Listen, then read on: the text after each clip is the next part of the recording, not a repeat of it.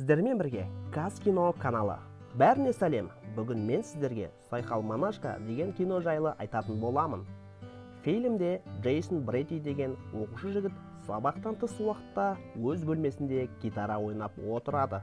Оның ютубта каналы болатын. Мектепке демалыстан кейін Джейсон мен оның әпкесі Зоя екеуі католикалық шіркеуге барады. Олардың жылы қабақпен қарсы алған осы жердің директоры Ребекка есімді әйел болды. Дәл сол жерде Джейсон мен Зояның сыртынан София есімді әйел сыртынан қарап тұрады. Осыдан кейін Ребекка Софияны қолына алып амандасады. Ребекка Софияға монахтардың шарттарын таныстырып және сабақ кезінде косметика қолдануға болмайтынын түсіндіреді. Ребекка Софияға орамалды ұсынып, жылда макияжыңды тазалап қой деп талап етеді. Осыдан кейін Ребекка мен София Джейсонды кезіктіріп, оған тамаша мұғалім боласың дейді. Софияның бөлмесін өзіне көрсетеді. Бөлмеде София ноутбукпен Джейсонның видеосын тамашалап отырады. Видеодағы Джейсонның түрін сүйіп алады. Бұл дегеніміз София Джейсонды бұрыннан танитын болған және арам ойы бар екенін білдіреді. Сосын София мектептің жатақханасына барып, Джейсонның гитарамен әуен шырқап отырғанын тамсанады. Келесі күні Сара есімді қыз Джейсонға жақындауға тырысады.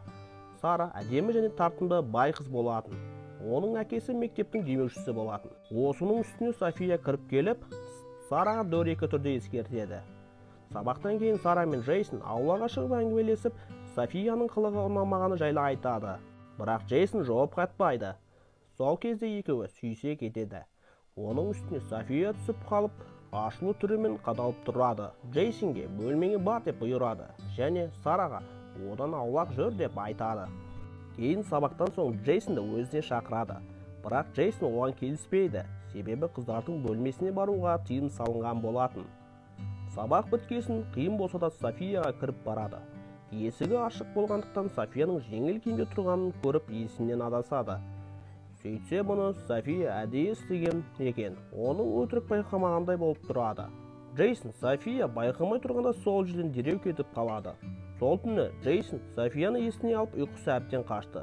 Тіпті оның армандап неше түрлі ойларды құрастырады. Бірде София қыздардың бөлмесіне кіріп Сараның жанына зиянды препаратты қойып кетеді. Мақсаты Сараны оқудан шығарып жіберу еді. Оны сол жерден Ребекка көріп қалады. София бар болғаны қыздардың қауіпсіздігін тексеріп жүрмін деп айтады. Ребекка болса оған сеніп кетіп қалады. Келесі күні София оқушыларға кітаптарында ашыңдар дейді.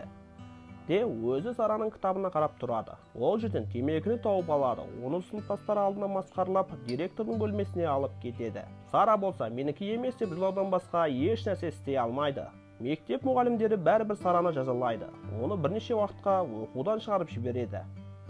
Осыдан кейін мұғалімдер мектепті тінтіп жүргенде шарапты тауып алады.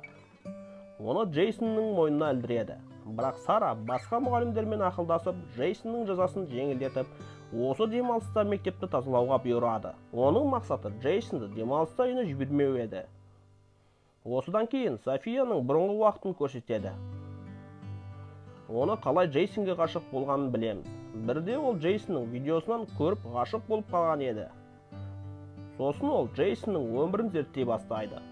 Іздестіре келе София есімді әйел мектепке жұмысқа қабылданған екен.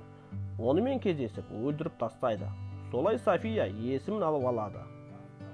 Манашканың киімін киіп София болып Джейсонның мектебіне келеді. Бұл дегеніміз София оның шын аты емес екенін білдіреді.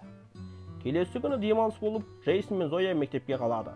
Дала жұмыстарын орындап жүрген Джейсонге София келіп, әдейі қоздыру үшін көмектеседі. Сол түні София Джейсонның бөлмесіне кіріп, жасырын телефонды видеоға қояды. Одан кейін Джейсон Софияны бөлмеде көріп таңғалады. София Джейсонге жабысып сүйе кетеді. Джейсон осының бәрі күнә деп бастатқанда, София оны елемей алдында киімін шешіп тастайды. Оған шыдамаған Джейсон өзіне ерік береді. Ертесі күні көңілсіз отырған Джейсон себебі Манашка әйелмен қатынасқа түскеніне қиналады. София Джейсонның бөлмесіне кіріп киімдерін иіскеп жатқанда үстіне Зоя кіріп қалады. София Зояға ұрсып жібереді. Осыдан кейін Зояға ашуланған. София Зояның сабағынан төбені баға қояды. Джейсон қиналып Манаққа өзінің күнәсін айтып жатқанда, ол Манашка София болып шығады. Екеуі сол жерде сүйіседі. Джейсон демалысқа шығып, үйінде жанұясымен жиналып, Үстел үстінде әкесімен ерегесіп қалады. Әкесі әнші болмайсың деп қарсы шығады. Джейсон үйінен шығып сауық сайран кешіне кетіп қалады.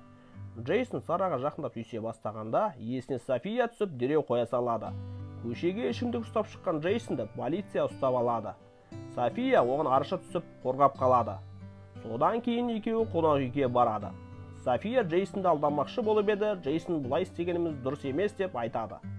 София оған сенімен бірге өмірімнің соңына дейін тұрғым келеді, және менде де ақша көп дейді. Джейсон оған ашуланып, ол оны қаламайтынын айтып кетіп қалады. Джейсон көшеде отырғанда жанына әкесі келіп, әншілігіңді тастама деп кеңес береді. Келесі күні бөлмесіне оралған Джейсон төсегінде жатқан Софияны көріп шошып кетеді. Ол таблеткалардың көбін ішіп демала алмай қалды деп ойлайды, ал бірінші жәрдемді көрсетіп жатады. Сол сәтте бұл Софияның әзілі болып шығады. Мұны назар аударту үшін жасаған екен. Джейсонға осы істі шашатқаны үшін директорға айтам дейді. София да қарап қалмаймын дейді. Джейсон арты үлкен дау болмасын, ата-анасы осы істен бейхабар болсын деп қоя салады. София сабақ беріп жатқанда Ребекка сабақты бөліп, сыныпқа уақыты біткен Сараны кіргізеді. Сара мен Джейсон тағы жақын жүреді. Осыны көрген София ашулана қарап тұрады. Сарадан бір жолаға құтылуды ойлаған София Сараның шомылып жатқан жерінде оны басын жарға ұрып өлтіреді. Оны бір кездейсоқ өлім қылып көрсетіп кетеді. Сараның жатқан денесін көрген Зоя қорқып кетеді. Денені мектептен тексеру үшін оны зертханаға алып кетеді. Адамдар оны құлап өлді деп ойлайды. Жатақхана тұрғындары шіркеуде жиналып бәрі қайғы тұтады. Тек София ғана қуанышты болады. Бірақ қуанышы ұзаққа бармаған болатын. Джейсон Софияға келіп, сенің қатысың бар деп айыптайды. Оған бәрібір болатын. София оған екеуінің кездескен видеосын көрсетеді. Мен туралы айтар болсаң, осы видеоны жариялаймын деп қорқытады. Демалыста Зоя мен Джейсонды ата-анасы алып кетеді. София болса демалыста Джейсонге қалай жақын болуды ойластырып, Ребеккадан ауырып жатқан әпкеме барамын деп сұранып кетеді.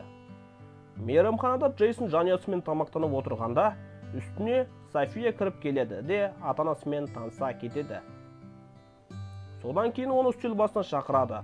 Ал үстел астынан Джейсонды аймалағанда Джейсон әрең шыдайды. Ребекка ауруханаға қоңырау шалғанда ондай адамның жоқ екенін айтады. Сол кезде Ребекка алданғанын біліп күдіктене бастайды. Зоя Джейсоннен барлық шындықты біледі. Сосын Джейсон мен Зоя София жайлы нағыз деректерді іздестіре бастайды. Екеуі жасырын Софияның бөлмесіне кіріп ноутбугын қарайды. Негізгі аты Лаура Паттерсон екен. Ол Софияның орнына жұмысқа кіру үшін атын алған екен. Ребекка Софияны бөлмесіне шақырып өтірігін бетіне басады. Яғни директорға айтуға бара жатқанда, София Ребекканың бастан ұрып есінен тандырады. Джейсон мен Зоя Софияның шынайы бейнесін Ребеккаға айтуға барғанда, бөлме жабық болып, ішінде София тыңдап тұрады. Шіркеуде София алдарынан шыққанда, оған сенің шынайы бейнеңді білеміз деп айтады. Есі ауысқан София Зояны ұрып, есінен тандырады. Және де Джейсонды теуіп құлатады. Бәрін аяқтайын деп тұрғанда, артынан Ребекка келіп ұрады. Бәрібір София Ребекканы да ұрады. Джейсон қалтасындағы темірді алып, Софияға тығып өлтіреді. Каналға жазылыңыздар, лайк басыңыздар, сау болыңыздар.